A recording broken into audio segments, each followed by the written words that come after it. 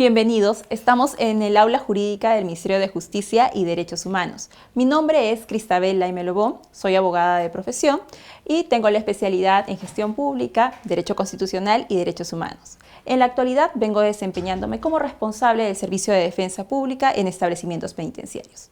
El día de hoy vamos a hablar de un tema bastante interesante y son los beneficios penitenciarios. En nuestra clase de hoy abordaremos una pequeña introducción respecto a lo que son los beneficios penitenciarios, cuál es su definición, además aquellos instrumentos internacionales donde se encuentran contemplados, la normativa nacional vigente, la naturaleza jurídica de estos, la clasificación y los requisitos para poder acceder a estos. Respecto a esta primera aproximación que vamos a tener en la introducción, es necesario que entendamos qué es primero, el beneficio o la pena. Dejando esta pregunta en la mesa, debemos entender que primero nace la pena, porque si no tenemos una pena, claramente no podríamos hablar posteriormente de un beneficio penitenciario. Entonces, debemos preguntarnos qué es la pena, cuál es la finalidad que tiene la pena. Nuestro Código Penal, en el artículo 9 del título preliminar, nos habla de la finalidad de la pena, que tal como podemos observar, nos dice que la pena tiene una función preventiva, protectora y resocializadora.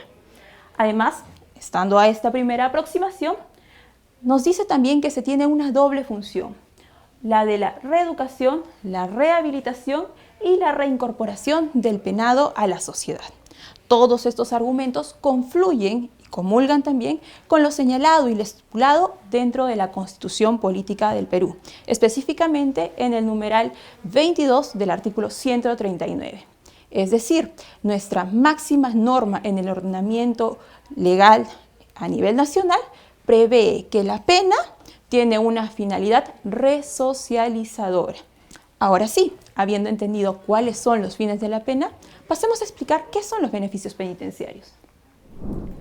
En cuanto a los beneficios penitenciarios, podemos decir que son aquellas medidas que permiten la reeducación y que permiten que las personas que han sido condenadas tengan una reinserción a la sociedad.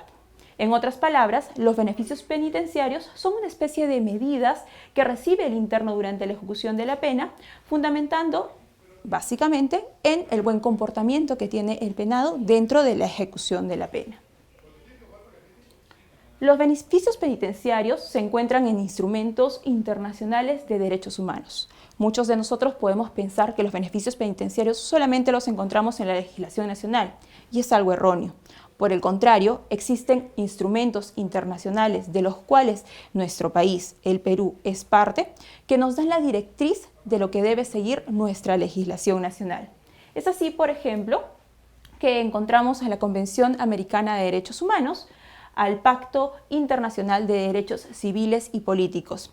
Todas estas legislaciones también comulgan con lo establecido en nuestra Constitución Política del Perú.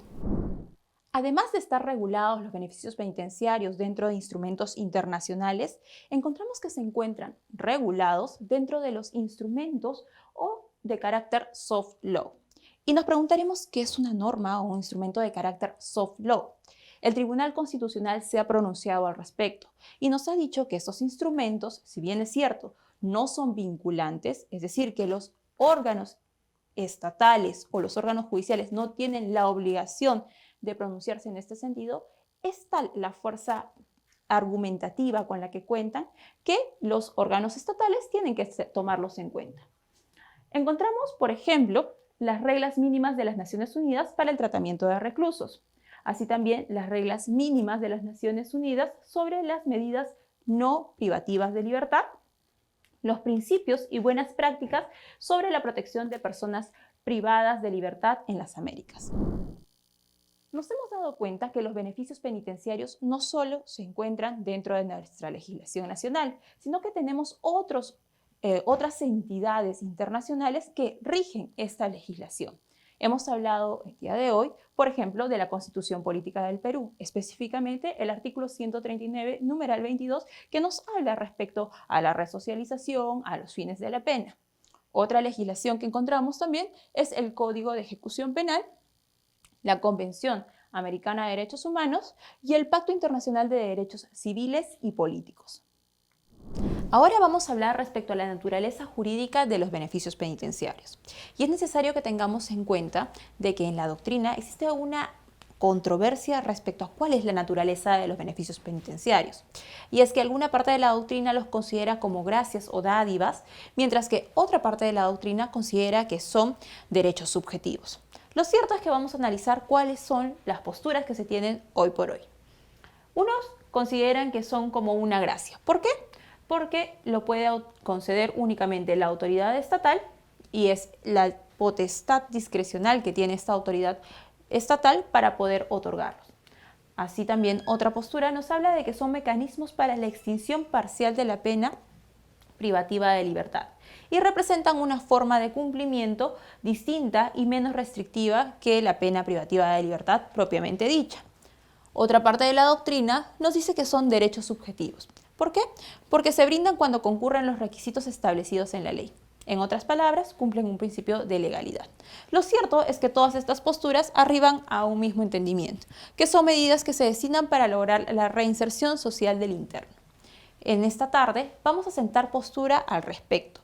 Nosotros acogemos la postura del Tribunal Constitucional, que nos ha dicho pues de que los beneficios penitenciarios no pueden ser considerados como derechos fundamentales. ¿Por qué? Porque no son absolutos. Lo que sí deja claro es que son abordados como garantías, porque las garantías sí pueden ser limitadas. Ojo, la limitación de estas garantías se debe dar siempre con total objetividad, con una debida motivación. Y hablamos de limitación de beneficios penitenciarios abordados desde una óptica de garantías, cuando, por ejemplo, revocamos un beneficio penitenciario, cuando, por ejemplo, denegamos un beneficio penitenciario. Las resoluciones que deniegan o revocan beneficios penitenciarios tienen que estar debidamente sustentadas, ser objetivas y debidamente motivadas, con lo cual nos damos cuenta que no son derechos fundamentales, sino garantías. Los beneficios penitenciarios y la resocialización de la persona privada de su libertad. Vamos a darnos cuenta que los beneficios penitenciarios se rigen bajo 3 principios. 1, la rehabilitación. 2, la reeducación. Y 3, la reinserción. Estos 3 principios sirven de garantía para, valga la redundancia, garantizar los fines de la pena específicamente contemplados en el numeral 22 del artículo 139 de la Constitución. Ahora vamos a conocer un poco respecto a los tipos de beneficios penitenciarios, así también la clasificación de estos. Vamos a encontrar, por ejemplo, los beneficios penitenciarios que mejoran las condiciones de vida del interno dentro del establecimiento penitenciario. Así encontramos, por ejemplo, el permiso de salida, la visita íntima, autorización para trabajar horas extras, entre otros beneficios denominados intramuros, es decir, que se dan dentro del establecimiento penitenciario, dentro del régimen en el cual se encuentran. De otro lado, encontramos aquellos beneficios que permiten una libertad anticipada. Y es justamente en estos en los cuales deseamos enfocarnos. Primero está la semilibertad, segundo la liberación condicional y tercero la redención de la pena por trabajo o educación. Respecto a los beneficios penitenciarios que son de nuestro interés para esta clase, vamos a hablar respecto a la semilibertad y la libertad condicional. Vamos a darnos cuenta que existe una diferenciación entre una y otra. El primero, que es la semilibertad, nos pide que para que pueda acceder un interno a este beneficio es necesario que cumpla la tercera parte de la pena, mientras que en la liberación condicional nos pide que se cumpla la mitad de la pena. ¿Y por qué esta diferenciación entre uno y otro? Porque en la semilibertad se requiere que el interno haya ingresado una sola vez al penal, es decir, que este sea su primer ingreso, mientras que en la libertad condicional ya sería su segundo ingreso. Entonces, recordemos y hagamos memoria respecto a las normas o los instrumentos soft law que hacíamos mención hace unas filminas atrás. Y nos decían pues que dentro del catálogo de beneficios penitenciarios que tenían que instituirse dentro de un estado es que estos beneficios estén adecuados de acuerdo a la categorización de los internos. Y eso es exactamente lo que hace nuestra legislación nacional. Diferenciar aquellos reclusos o aquellos internos que estén ingresando al establecimiento penitenciario por primera vez, diciéndole, ok, ¿estás entrando por primera vez? Entonces, solamente te pido que cumplas la tercera parte de la condena para acceder a este beneficio. Mientras que aquellos que ya están ingresando por segunda vez van a poner la valla un poco más alta y les piden que cumplan la mitad de la condena para poder acceder a este beneficio. Adicional a las características que ya hemos señalado respecto a la semilibertad y a la libertad condicional, encontramos otras características, pero que esta vez sí son iguales para ambos beneficios. Primero, que el interno no tenga pendiente un proceso con mandato de detención. Además, que se encuentre ubicado en la etapa de mínima o mediana seguridad del régimen cerrado ordinario, que es un régimen bastante bajo dentro de lo que es la categorización. Cumpla con pagar los días multas fijados en la sentencia y además se le exige que cumpla con el pago parcial o total del monto de la reparación civil. Si es que queremos hablar de un pago parcial de la reparación civil, este no puede ser menor al 10% del total. Esto es exigible para ambos beneficios. Vamos a hablar un poco respecto al procedimiento de la semilibertad. Muchos de nosotros podemos pensar de que el beneficio se adquiere únicamente a la simple solicitud del interno. Pues no, es necesario que se cumplan además otros requisitos. El Consejo Técnico Penitenciario, de oficio, es decir, por iniciativa propia, o a solicitud o pedido del interesado, que en este caso vamos a denominar beneficiario, que termina siendo el interno, en el plazo de 10 días debe organizar el expediente técnico que va a postular al beneficio. Este va a contener lo siguiente. Primero, una copia certificada de la sentencia consentida y ejecutoriada. ¿Qué quiere decir esto? Una sentencia que haya quedado firme, es decir, que ya culminó con todos los estadios para poder apelar. No habiendo más recursos impugnatorios o no habiendo establecido algún tipo de recurso impugnatorio, queda firme, consentida y ejecutoriada. Además, el expediente les pide un certificado de conducta, el cual debe hacer referencia expresa a todos aquellos actos de indisciplina que hubiera incurrido el interno. Un certificado de no tener procesos pendientes dentro del territorio nacional con mandato de detención. Además, el certificado del cómputo tanto de estudios como de las labores efectivas que pudo haber realizado el interno durante la ejecución de su sentencia. Un informe detallado sobre el grado de readaptación del interno de acuerdo a las evaluaciones del Consejo Técnico Penitenciario, en el cual se establezca efectivamente de que el interno está apto para una reinserción social. La semilibertad se conoce al momento que es presentada ante el juzgado, porque es el que va a evaluar, se conoce por el juez que emitió la sentencia.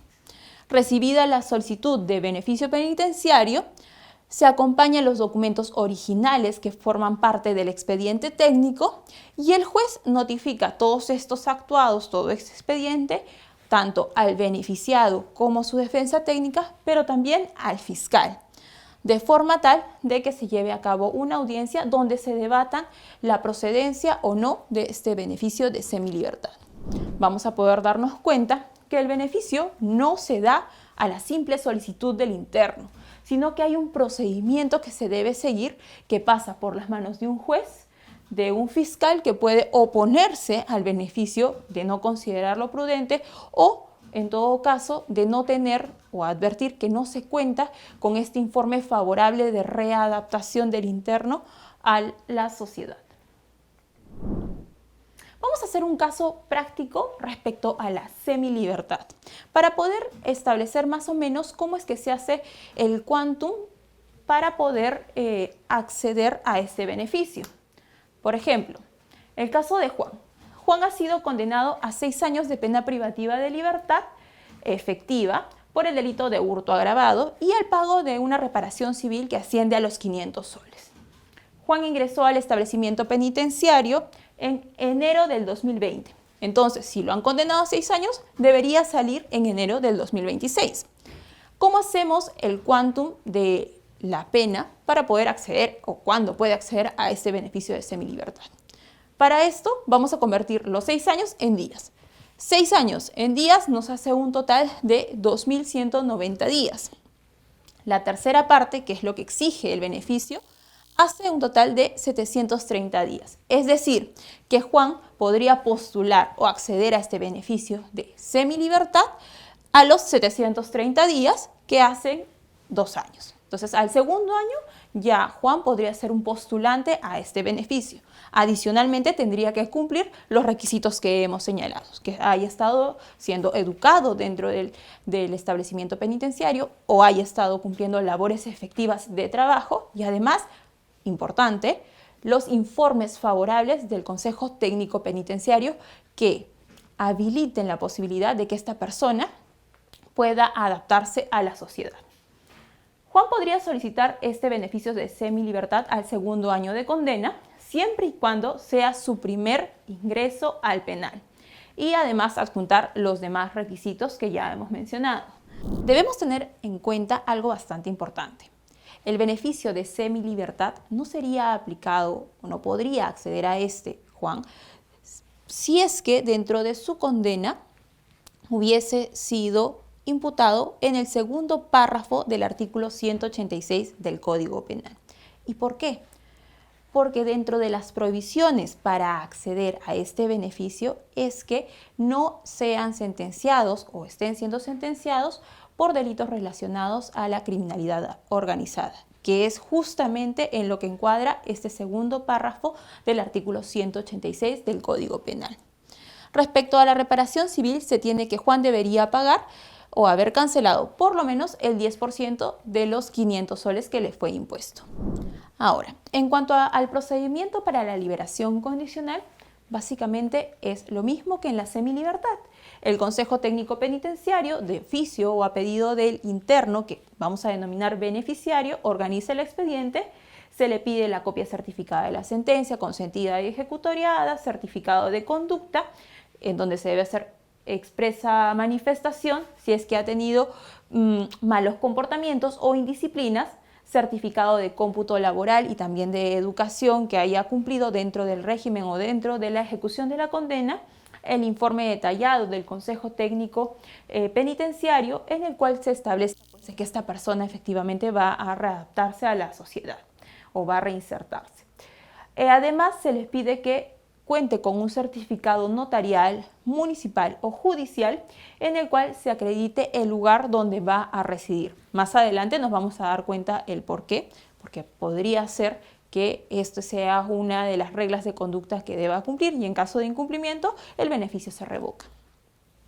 Igual que en la semilibertad, el beneficio de liberación condicional se conoce por el juzgado que conoció o que emitió la sentencia primigenia.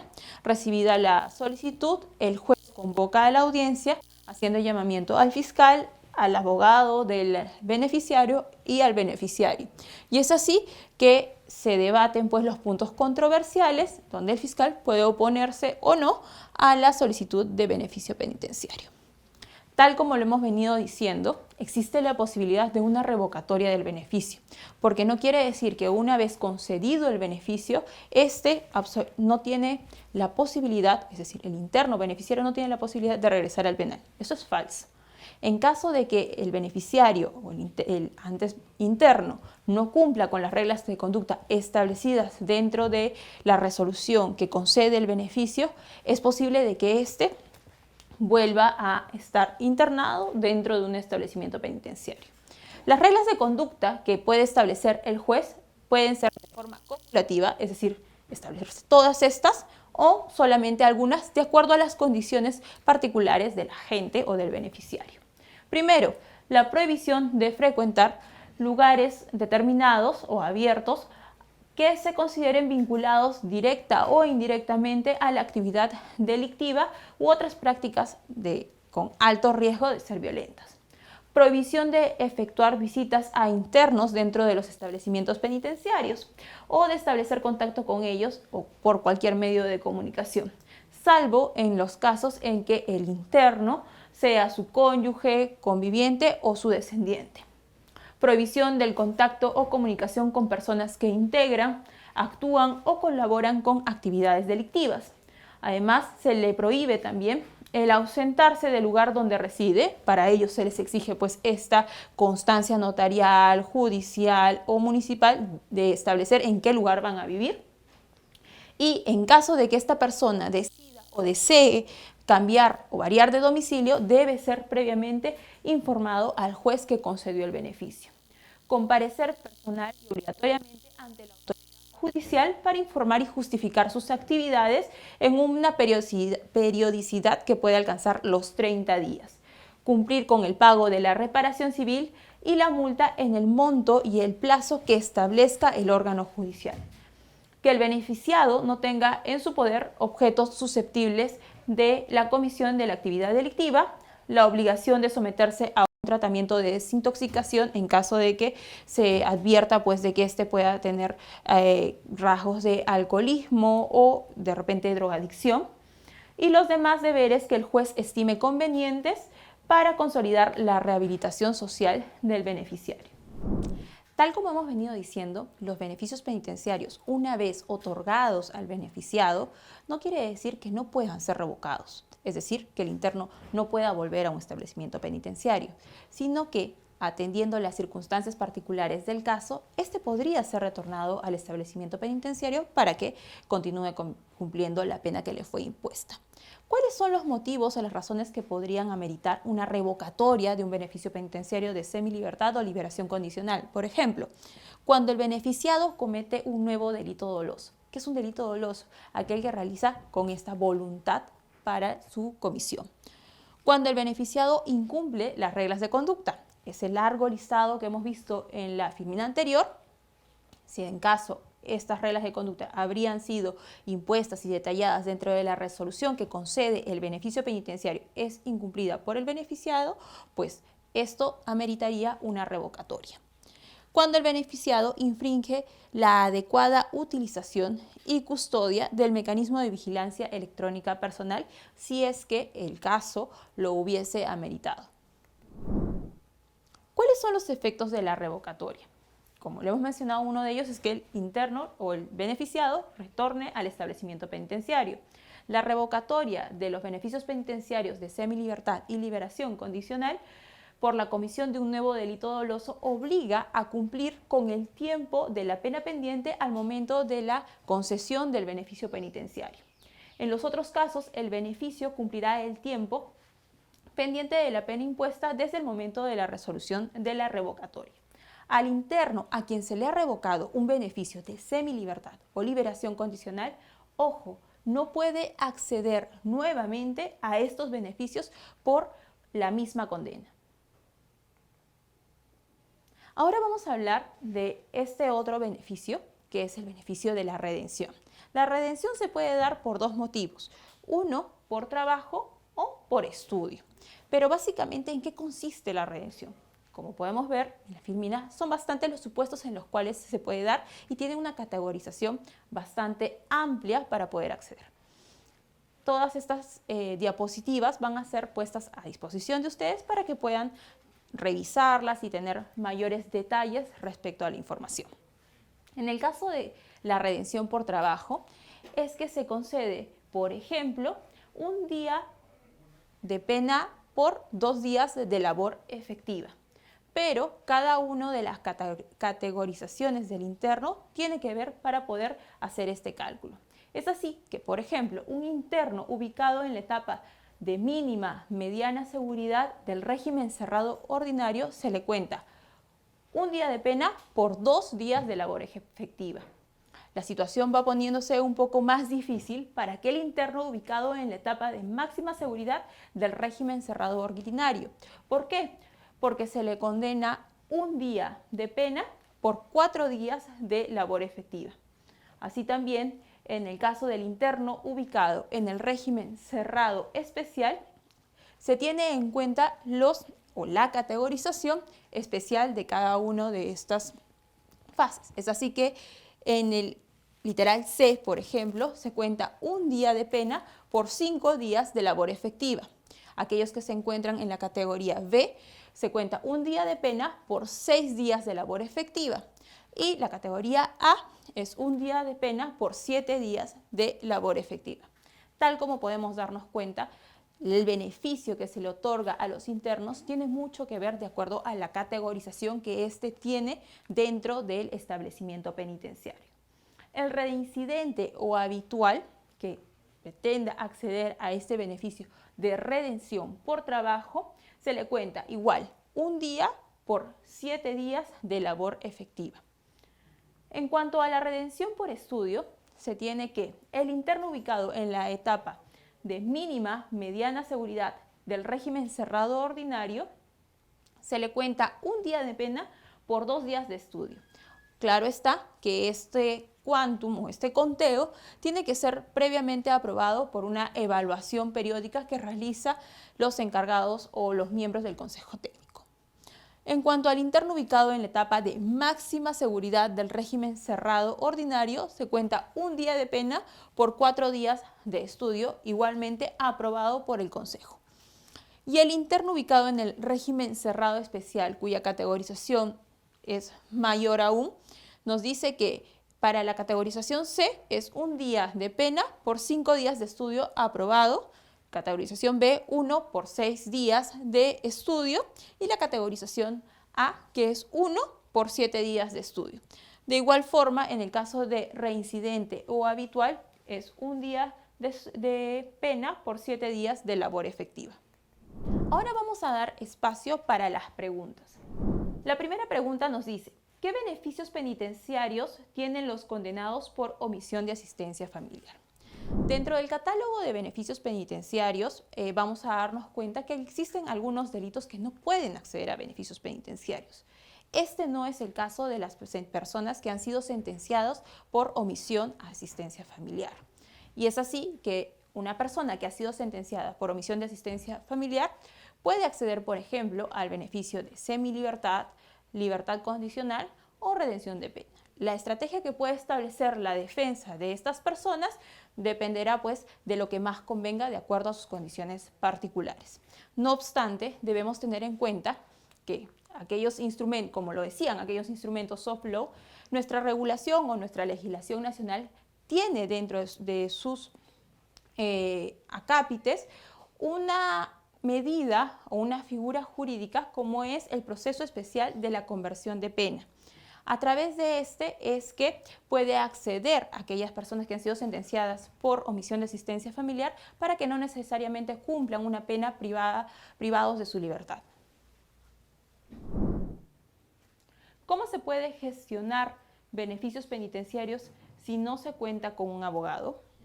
Lo cierto es de que, como hemos podido advertir dentro de la explicación, los beneficios penitenciarios pueden ser a pedido del propio interno a través de un abogado o es el propio Consejo Técnico Penitenciario quien empieza de oficio a armar un expediente técnico cuando ven que el interno ya cumple con los requisitos necesarios para acceder al beneficio.